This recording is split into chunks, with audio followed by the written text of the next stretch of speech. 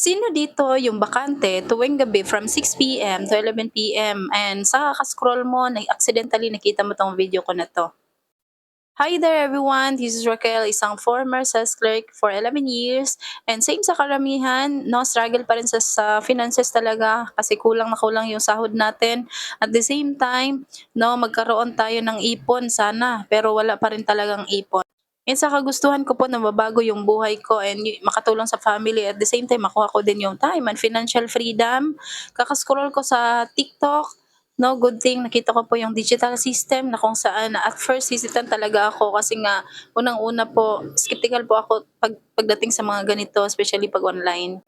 Pero nung nakita ko po na ang dami palang taon, unti-unti na po nabago yung buhay dahil dito. So nasabi ko sa sarili ko na what if i-try ko din kaya kasi kung alam ko na kaya nila, I know for sure kaya ko din 'yan. So tinry ko lang po, sinubukan ko, hindi ko namamalayan na ito na pala yung way or paraan para makapag-resign tayo ng mas maaga sa trabaho natin. At the same time, kahit nasa bahay lang tayo, pumaldo tayo ng malaki. At the same time, nakuha na natin yung time and financial freedom.